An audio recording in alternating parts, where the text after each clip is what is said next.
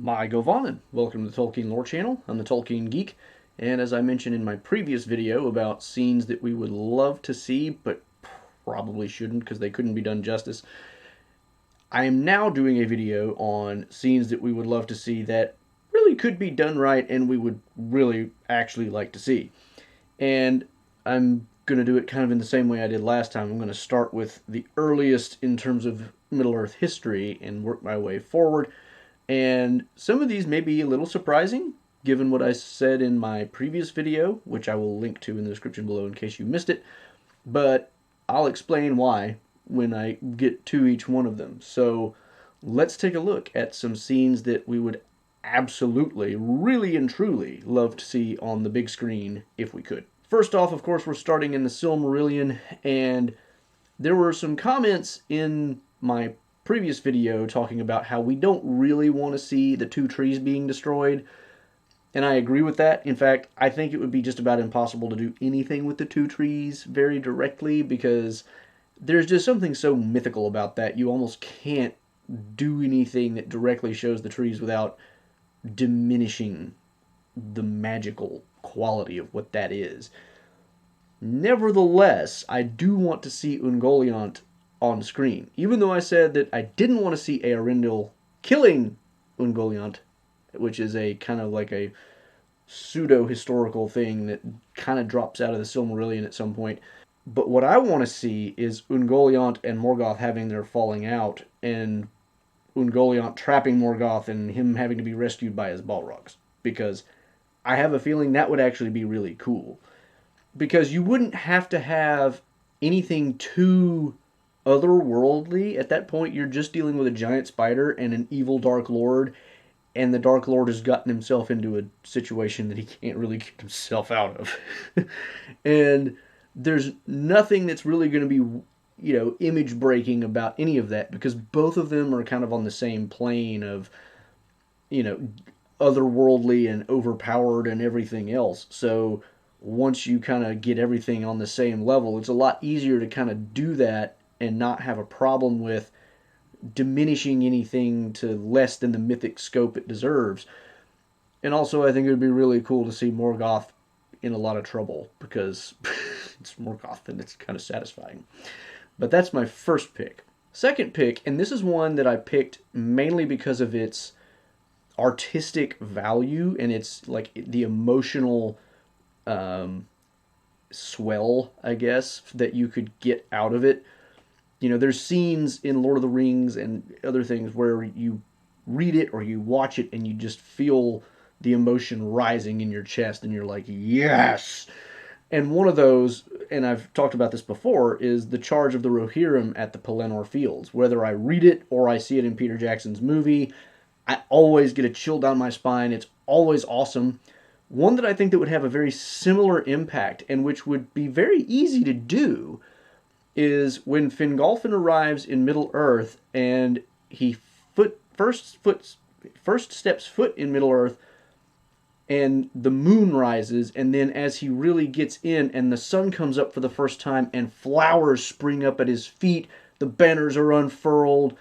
I mean, a good director and a good cinematographer and a really well done costume design, put all that together and do the scene just right with the right music, that would be spectacular. That would be an absolutely gorgeous artistic thing to do, and it could easily be done. Like, there's nothing about that would be difficult. Now, for some of the payoff, you would want to have the history of no sun and moon, and you would have to have, like, all this darkness leading up to it and then see it happen, but that wouldn't be too hard either. I mean, that's just part of the setup. So I think it could really be done, and I think it could be easily done well, and so I would love to see it.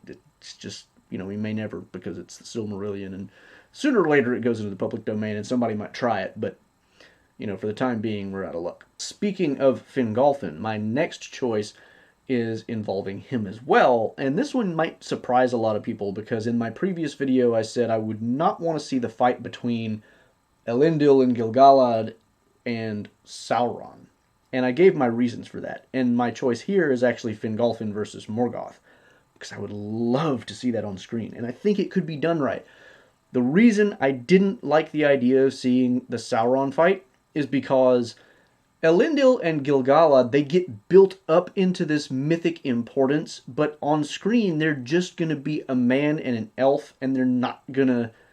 there's something about the Numenoreans and the high elves, which Gil-galad is not technically a high elf, I think, because I think in every version of his history that Tolkien ever wrote, he's always born in Middle-earth. I may be wrong about that, but he's still a Noldo of great, great power and significance. But if he is actually born in the Blessed Realm, then even more so, there's like just an unfilmable quality about them that you're not really going to be able to capture on screen. And so seeing a man and an elf take down a demigod-like character like Sauron is like, is Sauron really that tough then? Why do we have to worry about him now? Like, it kind of is hard to do. The reason why the Fingolfin versus Morgoth scene would work better is because Fingolfin loses. I mean, to put it frankly, that's it. I mean, the fact that Fingolfin loses is what makes that a little more workable, in my opinion. Because you get the hero going up against the big bad, and we all know he's going to lose, and it's predictable that he's going to lose, and even Fingolfin probably doesn't really think he's going to win. And then when he does lose, it's so tragic because he's doing so well. It'd be like, there's been scenes like this in cinema before where a guy goes up against a big baddie and he gets trounced, and then it's like, wow, he really put up a fight, but it was hopeless from the beginning, and what do you expect, right? So it's not so bad because Morgoth doesn't get defeated, and so it doesn't detract from his, quality as a demigod type villain that's so far above everybody else. Whereas Fingolfin gets to get points out of it because it's like you're fighting like a really big demigod and you did really well even if you lost. So, and it would be kind of interesting too to see some of the stuff that Tolkien talks about in this scene, because Morgoth is wielding this hammer and making craters in the ground, and you could do that in a way that makes Morgoth seem even more powerful, because if you don't make him a huge towering thing, like there's different depictions of this fight, from ranging with Morgoth being slightly taller than Fingolfin to like a mountain compared to Fingolfin. Obviously, if Morgoth is that big, it's not hard to believe that he's putting craters in the ground. But if he's just, like Fingolfin and a half, and he's swinging this thing and huge chunks of dirt are just gone, that would be really cool to see, and it would really step up the idea of Morgoth being truly a really big and powerful enemy. Now I've got a couple from The Tale of Beren and Luthien, and both of them involve Huan. The first one being Huan taking on Sauron in wolf form, or at least he starts in wolf form, because here again, we're talking about one where Sauron loses, but Huan is just this other thing. He's a dog big enough for Luthien to ride on, and he comes out of Valinor, and he's just a completely other... he's not a man and an elf. He's not something we already have a reference point for that we can say, well, how should he be able to defeat Sauron, right? Huan is different, and so him beating Sauron in wolf form doesn't have, again, the same kind of problem as Elendil and Gil-galad beating Sauron. And so it would be easier to do, and I would love to see that fight, because you're talking about this big, huge, majestic hound fighting this really terrifying werewolf. Now, there is the problem of, Sauron needs to be truly terrifying. And it does run the risk of, can you live up to that expectation? I think you probably could. So, there are risks here, certainly, but I think with the right artistic approach, you could actually do this. Some of it is never going to be fully captured, right? Because there's the terror that goes before Sauron that is described in the book. We're not going to feel as the audience, probably. But with enough of, the right music and the right cinematography and everything else, you could at least approach it, and it would still be fun to watch. Now, you could probably guess what my second one is, because it's Huan versus the other big bad wolf. And that's Carcharoth.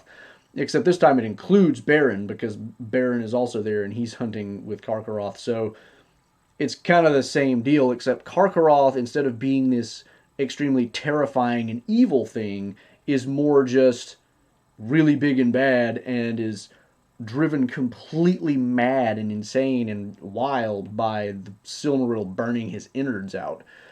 So, he just becomes a much more ferocious opponent, and you end up with both of them dying at the end. So it's a lot easier to kind of see that resulting as well. So it's, again, the same kind of thing as Sauron, but just a little different flavor. So I think it still works. Now we have to move on to one that I think is probably pretty near the top of my wish list for things that I would like to see on screen.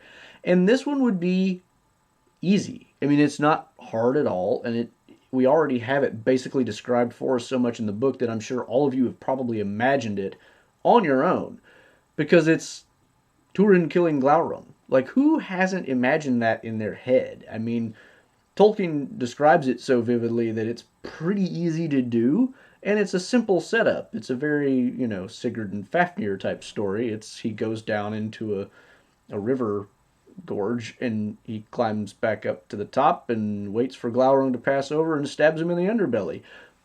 But it would be really cool to watch because it's got the tension. You've got Turin trying to climb up there. He's got people who desert him because it's already scary to try to get, into the river and then back up. And then the one guy who sticks with him, he gets hit by a rock that falls from Glaurung's passing over and falls to his death. So it's, there's a lot of dramatic tension that would build in that scene, but it's not overly mythic in its nature or anything. He's going to kill a dragon. And it's like, we've seen dragons killed before. Big deal, right? Now, that's not to say that Glaurung is no big deal. He's the father of dragons, and he's like maybe the biggest, baddest one of them all in some ways. But it's still just a very simple setup, and it's like you're killing the dragon by stealth. So it's not like you're going up against him toe-to-toe like Eärendil against Ancalagon, and then, like, how does that work? Here, it's perfectly understandable how it works. He's got a special sword to begin with, which is just going to cut basically everything. And on top of that, he just sneaks up on him from below. So it's, like, not really hard to figure that out. But again, the dramatic tension building and then the thrust, and of course, with the buildup of the story that's come before and the revenge that he wants to get on Glaurung and everything else, the emotional payoff of that kill would just be so great cinematically that this is part of the reason why I would love to see it, because it's just that whole scene is the culmination of so many things that came before, and it's great, final boss death type scene that would be awesome to see actually depicted. All right, here's another one that we've basically seen before, but slightly differently, and that is Glorfindel versus the Balrog in the high mountains of the Echoriath around Gondolin. And the reason I would love to see this one, it may seem like a small thing because we've seen a Balrog fight a guy and die, right? I mean, this has happened before. But it's not really quite the same, because Gandalf on the bridge of Khazad-dûm, he doesn't win a fight. He just makes the Balrog fall, and then he gets pulled down with it quite unexpectedly, unexpected to him anyway.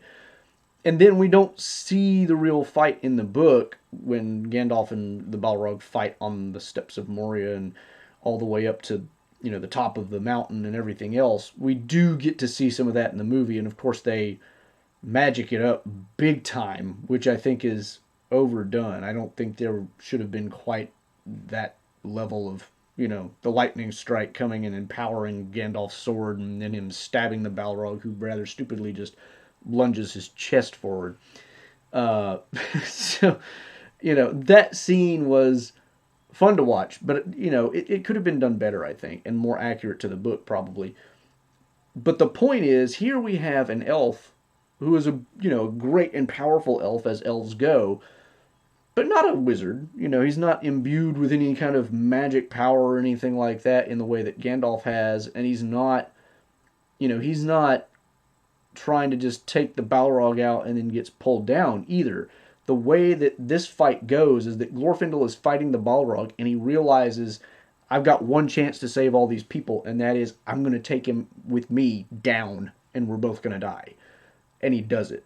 We don't get that thought process in his head, but you can tell that's what's going on, probably. So the reason why this scene I think would be great to see is not so much because, oh, human versus Balrog or elf versus Balrog. It's the fact that we get to see that, but in a much more cinematically impactful way. Gandalf's sacrifice is not so much a sacrifice because he wasn't intending to get pulled down in there with the Balrog. That wasn't supposed to happen. Glorfindel seems to do that rather on purpose. He's like, I am going to save these people if it costs me my life, and he does. And so that emotional impact is there. You know, Gandalf's death or seeming death is an emotional thing to the audience, but it's not the same as him intentionally sacrificing himself to save everybody else by taking the Balrog out with him. So that's why I think, even though we've seen sort of the same thing, it would be great to see the specific Glorfindel versus Balrog situation, because it is very different in its own way. All right, this is my final one, and we're past the First Age, but still in the Silmarillion. I mean, most of the stuff in the Lord of the Rings has been covered cinematically. I mean, it just has. So I'm not getting to much of anything there. Most of the stuff that's left out is not super cinematically interesting, which is part of the reason most of it's left out of the movies and stuff. That's not to say that there aren't any I wouldn't like to see, but it just didn't make my top list, whatever. So this one is from the Akalabeth, the Fall of Numenor. And the specific scene that I think would be interesting, actually there's two of them, and they're kind of the same scene in a way, is the Numenorean fleet landing at Middle-earth just before Sauron surrenders himself because he realizes, I can't beat these guys yet. And then the parallel to that is when the Numenorean fleet actually sails against Valinor, and we get this description of it's just like this massive forest of masts, essentially, clouding. I mean, like the island of Tolkien is just clouded by. I mean, the light from the sun is cut off. The setting sun cannot get to Eresia because there are so many ships in between it and the Bay of Elbenholm. Like, just seeing the massive armada and then seeing the results of what happens in both cases. Like, the Numenoreans land in Middle-earth with this huge armada and this big, huge army, and they go marching up, and the Mordor armies just cower and run. Like, they don't even bother to try to engage, and Sauron's like, change of plan. You know, just the impressiveness of that. And then trying to pull the same trick on Valinor, except this time they go there and everything's just eerily quiet and it's unsettling. And they're all like, because there's also the scene where they land at Valinor, or nearly land at Valinor, and Ar-Pharazôn almost turns back and he's like, was this such a good idea? But he just cannot undo it. His pride is so great. And he steps on there and they camp. And the next thing you know, the mountains just come and they're just stuck there. You know, I mean, just the sheer weight of what happens in both of those scenes in terms of how you could portray that, you know, the dead silence of Valinor. And similarly in Middle-earth, but the feel of the silence in both cases is going to be very different. Like, in the one case in Middle-earth, the silence is just like, all the enemies have fled, sir. What do we do? It's just like, just wait till Sauron shows up and surrenders himself. And then in the other case, you know, the silence is literally like, it's unsettling Ar-Pharazôn, who is as far gone as you can go almost. And he's to the point of turning back, except he just can't quite bring himself to do it now that he's gone this far. So the way that you could make those two scenes parallel each other cinematically as they are paralleled kind of in the book itself is just like, it would be so powerful to see that on screen, I think. And again, there's nothing super mythic about it. You just have to have a gigantic fleet and that eerie quiet. And then, you know, the huge armies as well. So it's just that whole idea. It's really easy to pull off, but it could be very, very, very, very, very powerful if you did it right. And I think it would be fairly easy to do right with the right artistic team behind it. So those are my picks for scenes that I would really love to see on screen that I think could easily, or at least relatively easily, be done properly and done justice. Unlike my previous list, which was, either we couldn't do them justice or it would just be a little bit too awkward given other things. So, this is my list. If you have any other ideas for scenes that should have made this list, or if you disagree with any of my picks, let me know in the comments below. Always fun to talk about that. It's fun to hear other people talk about their ideas for scenes that they actually thought would be bad to have on screen. Some of them I agreed with, some of them not. But, leave your thoughts in the comments, as I said. Like and share the video if you enjoyed it. Make sure you subscribe to catch future content. Click the bell icon if you're on YouTube so you don't miss any of the notifications. Check the description below, of course, for all the social and support links. And follow me on the platform formerly known as Twitter for Tolkien-related trivia questions. Until the next time, I'm the Tolkien Geek, signing out for the Tolkien Lore channel. Numenorean. Thanks to all my channel supporters, especially elf friends Paul Leone, Nathan Dufour, and Robert Kindling.